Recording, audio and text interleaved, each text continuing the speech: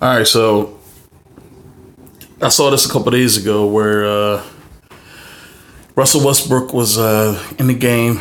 It was an out of bounds play. The ball went out of bounds or something like that. Westbrook ran to the sideline to, I guess, inbound the ball, and some little kid pushed him in the back. And Russell Westbrook turned around, looked at the father, looked at the kid, and looked at the parent, and had a look of "Are you serious?" on his face. So I saw a couple of shows cover this topic, and for the most part, it has been extremely disappointing, but not surprising. Because as a grown man, I'm gonna rephrase it differently. As a grown man of dark pigmentation, we don't really have a lot of say so in our life. I'm not saying we don't have any say so in our life, but we don't have a lot of say so in our life. But the one thing or two things that we do have that we have control of is what we do and what happens to us.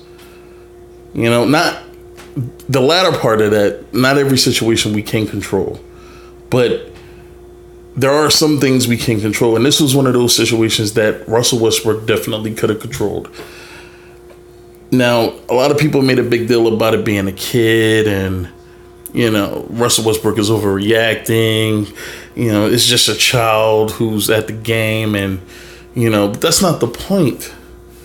Because if this wasn't a kid, would people be as outraged as, as if it, weren't a kid? Or if this was out in the street and somebody just putting his hands on somebody like that don't want to be touched, it's looked at differently. But because this is a kid at a basketball game, see, a lot of people think that just because you buy a ticket to a sporting event, that gives you ownership over the players that are involved in the game.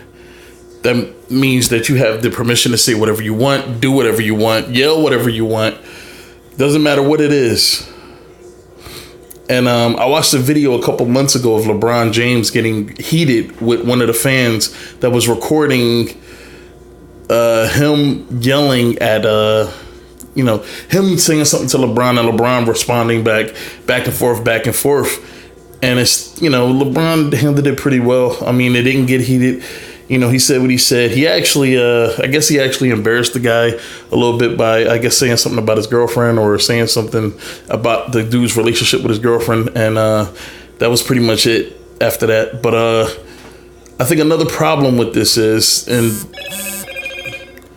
part of what, this stems from is just the buddy feel that these NBA players have nowadays. When you look at NFL players, it's way different. If the fans had access to the field like basketball fans have access to the court, I think the tone that a lot of these fans have will be completely different, because you're talking about a different level of athlete. I mean, you're talking about 250 to 280 pound guys that can look like they can rip your head off your shoulders with no problem. And most of these fans are overweight or out of shape, and they're just sitting down drinking, getting drunk, and but the point I'm trying to make is there should be respect on both sides. I don't think the malice in the palace should have happened. I thought that the situation could have been controlled better. But when you have rowdy fans, and I've heard that Jazz fans can get a little disrespectful with some of the racial things that they say. But when you have a situation that is volatile on both sides, you're talking about athletes with testosterone who's heated during the game, especially when things aren't going their way. And as emotional as some of these professional athletes are, that shit can spill out and just go all over the place. And then you have drunk fans who drunk fans who believe they're invincible when they get drunk, or believe that the players can't touch them, otherwise it affects their ability to make money.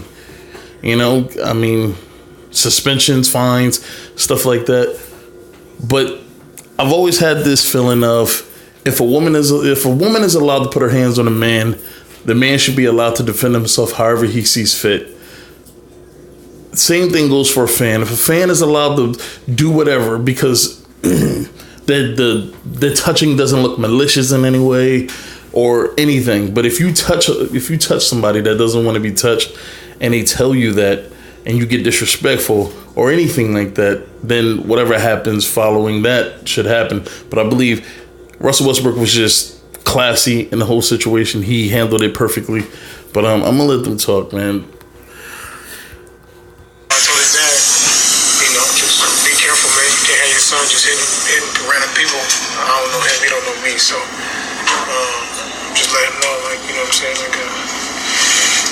Just gotta control your kids. All the fans, though, it's too much leeway, man, for the fans to be able to touch the players and get away with it, and then we can't react, do the things that we need to do to protect ourselves. But I'm gonna do hop in the stands, so, but it's gotta be some type of rule or some type of boundary set that you can't allow that.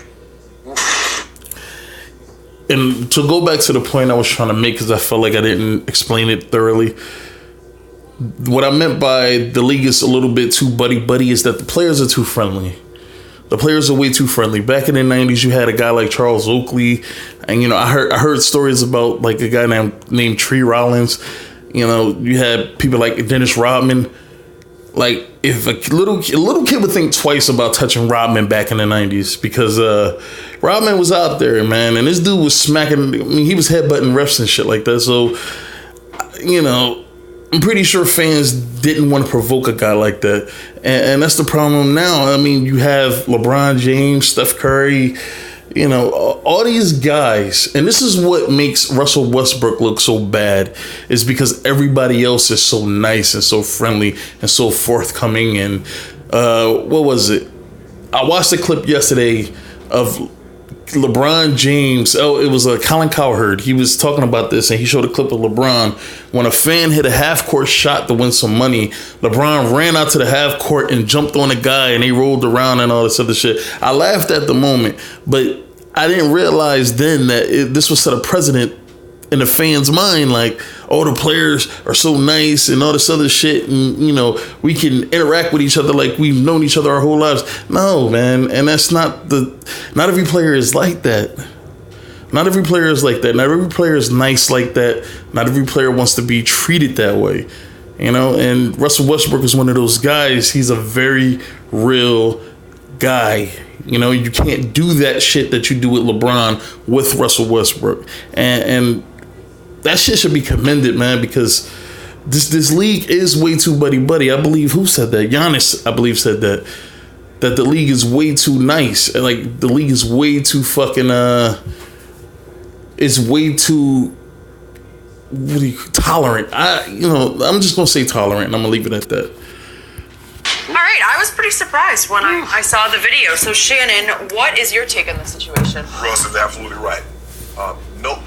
The close proximity, no professional sport is as close as NBA basketball. Nothing like it. I mean, because in hockey, you got the glass, in the football, you got the stands, and whatever. So nothing is like this. Yeah. Nothing is like this. Even golf, you do have ropes. Right? And you got marks of standing, but this is the one where you can literally sit in your seat and reach out and touch. Right. Because there have been times, Skip, you see when they take the ball out of bounds on the side, that the official will ask the fans to step back because the guy doesn't have any room to be out of bounds. Yep. He's absolutely right. Russell didn't know at the time that it was a child. And then once he realized it was, he used it as a teaching moment. I'm not so sure he would have reacted the same way had it been an adult, because he's had an incident before with a fan in Utah. And Russell's absolutely right. Look, they should have asked the father and the son to leave the game, because players cannot. I think the mom is there too. It looks like so it'd be all of them. All of them. At that point, yes. It looks like it's the mom. Because guess what, Skip? Players can't go up in the stands. Yeah. Because you don't want another malice in the palace. No, you don't. So, it's just a child. No. No. And I don't want to hear this about they make millions of dollars, and no, you don't go to a game to be able to say what you want and to be able to touch a player. It's fine, and it's just Everybody thought that was fine and good until guess what, Skip? Remember Monica Sellers? She like to lost her life. She was never the same player after that incident. She got stabbed in the neck. You know, Russ didn't know his intention. All he knew is somebody touched him. And he knew it wasn't an NBA player and it wasn't an official. So now his reaction is he turned around and then he realized it was a kid. He used it as a teaching moment. But come on, parents, you know better. It would be the same if somebody walked up to you and you in the street and somebody put their hands on your child and you like, hold on, you don't know my child, I don't know you. Yep. No, you don't pay. And people, they have this notion. Well, I paid all this, and the seats probably cost $1,000. You pay to be close to the action, not to be a part of the action. Don't. And real quick, and that's why I believe that when most fans, especially some of those more affluent fans that spend a whole lot of money on courtside seats and second row seats and third row seats, and and they believe that they're closer to the action, I believe that gives them a sense of ownership. Like they have this ownership mentality, like you're this fucking dancing monkey in the box in a, whatever I need you to do or whatever I want you to do, you have to do it because I'm a paying customer. And that's why I never really adopted that whole philosophy of the customer is always right, because accountability needs to come into action. And this is a problem with today's society, is that there's almost zero accountability for really anybody besides the man. The man has way more accountability, and when I say man, no offense, but I'm talking about straight men. There's way more accountability. They have to, even if they didn't do anything, they have to take accountability for most situations. But for a lot of these kids and women and, homosexuals, like there's really no accountability for the things you say or the things you do or the way you force your way onto other people. That kid, it may look like that kid touched Russell Westbrook and that was it. But in Russell's mind, I mean, it's like you motherfucking fans are forcing your will on me, and I don't like. It's a boundary thing, man. Like men have boundary issues, all right, and we need to be able to maintain our own safety, and it's not that the kid was going to hurt him, but that's your natural reaction when you're being touched and you don't know who's touching you, especially when it's somebody you don't know. You almost got to take a second to see what the hell is going on, and that's what he did. And he realized the situation. He acknowledged what was going on, and he handled it classy. Sorry, I almost burped. Classy. He couldn't have handled it any better. And it looked like he shook the kid's hand at the end. And now that kid, from now on, he understands when you go to a basketball game, don't treat everybody like they're some fucking smiling basketball player that's all up in your face. And I think LeBron James is a huge reason for this, man, because there have been multiple occasions where I would see LeBron interact with the fans on almost a buddy level. Like one time I saw him eat some food off of a woman's plate, or he grabbed a drink out of a dude's hand and started drinking it. Like, that's way too much, man. And now all these fans got the notion that these basketball players are super fucking nice and that they're just gonna be super interactive with you. No, not everybody's like that, man. Touch the plate. Yeah. You didn't pay for that. Yell and scream, and that's the problem that I have, is that fans think because they pay an absorbent amount of money that they can say whatever they want, they can do whatever you want. But no, you don't want another Malice at the Palace. Teach your kids how to go to a game, enjoy the game. They don't get it right because you pay $5,000, $10,000 for front row seat to be able to touch the player. You should feel like you can. Yep. It's kind of like 3D. Yeah. You like the action is like right there upon you, and it actually is, but you don't become involved. You don't put your hands on the. And real quick, not even that, man. Like, you shouldn't even feel like you could do that, because the thought process works this way. When you have a thought, it usually turns into actions, especially when you're as motivated to make that thought a reality, and you don't want to do that. So I don't agree with that necessarily. I mean, you should know the limitations of purchasing a ticket to go see a professional sporting event. You should know the limitations, because the moment you start blending fantasy with reality, That's when some shit happens. And that's what happened with the Malice in the Palace. That fan probably had it in their mind like, man, they can't do shit. I'm going to throw my drink. All he was going to do is just sit there. I'll probably get tossed out. But that dude didn't realize who he was messing with. And pretty soon after that situation, man, everybody realized who the fuck Ron Artest was after that. That he wasn't to be fucked with, man. And when you watch Ron Artest on the court, you just know. Even the NBA players know. You don't mess with him. Like, and I watched the documentary with Ron Artest, and in no way is he a bad dude, man. Like, he has a tight-knit circle, kind of like Russell Westbrook, and he keeps it that way. Like, I watched the video of Steven Adams talking about we got something called the Westbrook rule, where you can't talk to the other team unless it's certain players that previously played for the team. But not even all previous players that played for the Thunder, certain players that we're cool with. That's who you can talk to. It's called the Westbrook rule. And sometimes you got to watch it. Westbrook is the leader of the Oklahoma City Thunders. He sets the standard. The rest of the team has to follow. That's how leadership works. But he follows that rule as well. That's what makes, standards important, is that even the leader follows them.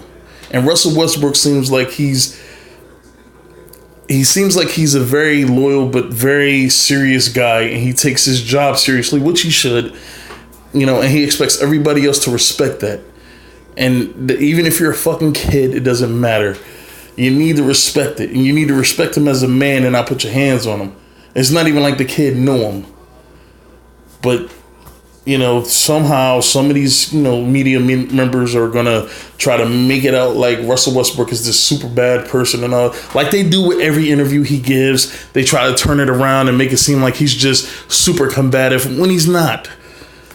Like sometimes I'll sit there and I'll watch an interview that a player is having and I'll listen to the questions and I'll have a look on my face like, why the hell are you asking that? That doesn't make any sense to ask that question. Or sometimes they'll ask the same question a bunch of different times trying to get a certain response.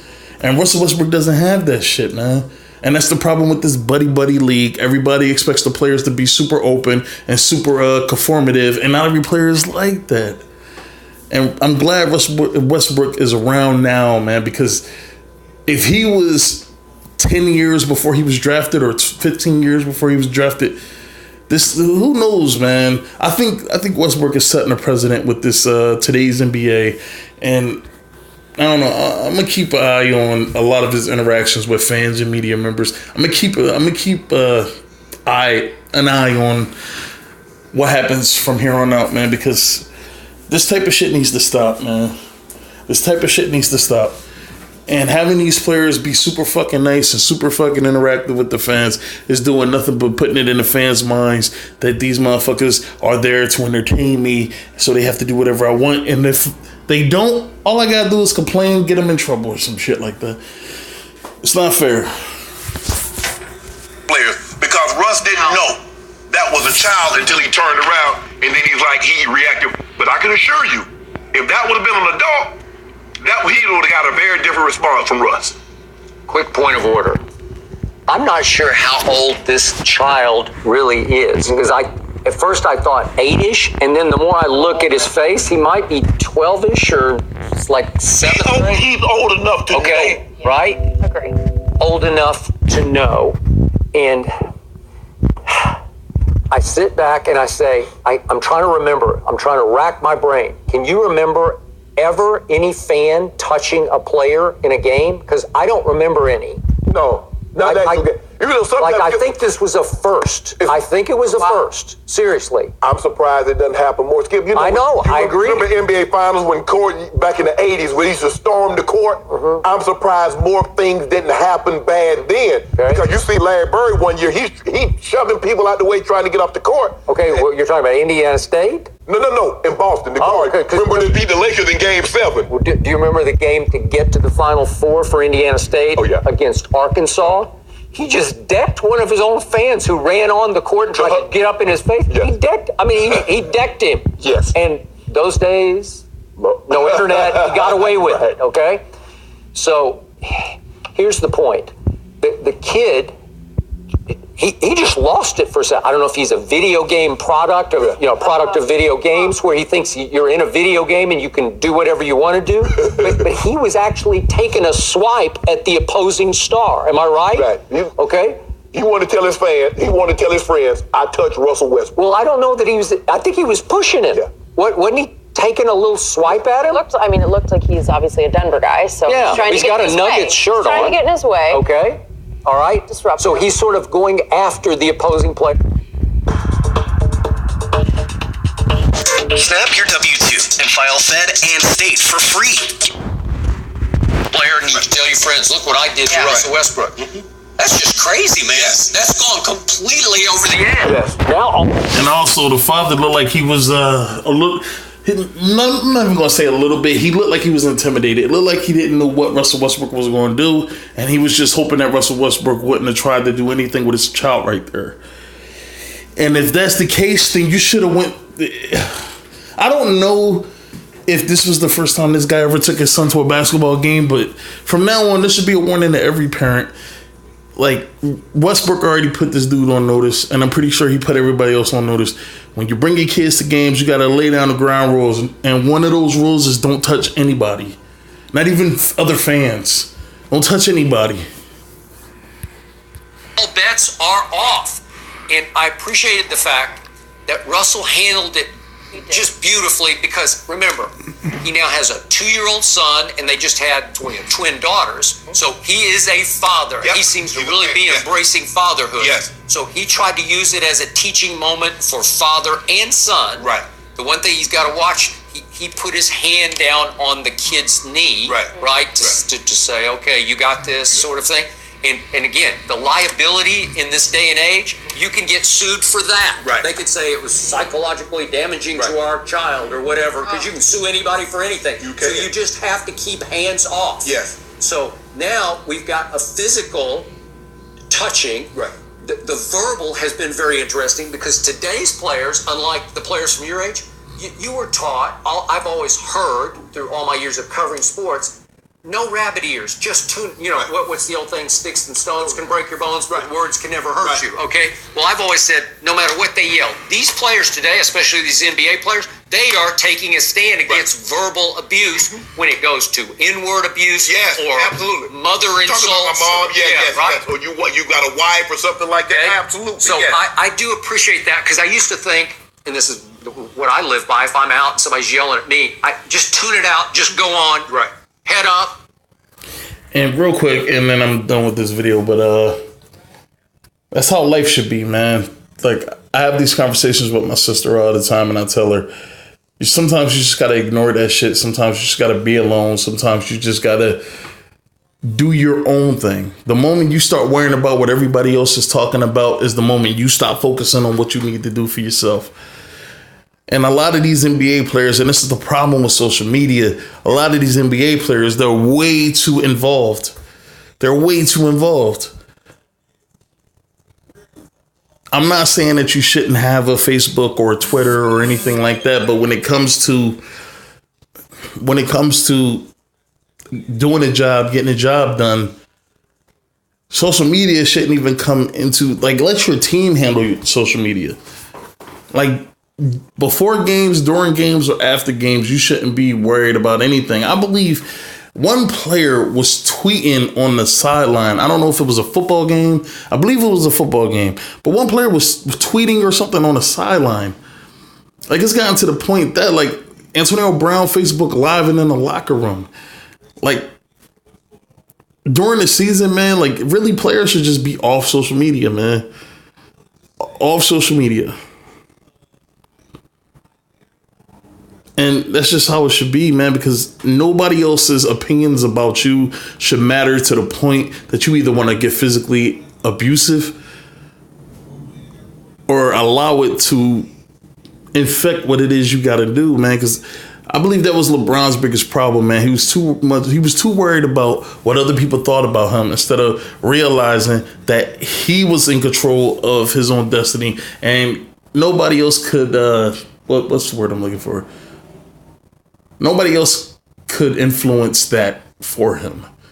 And he finally learned it being in Miami, he finally started to learn it a little bit. And once he came back to Cleveland, man, LeBron really doesn't focus on that anymore. It doesn't seem like it anyway. But that should be a rule for life, man. You know, focus on what you can control. Anything else should just be forgotten about, man, because it's not important. All right.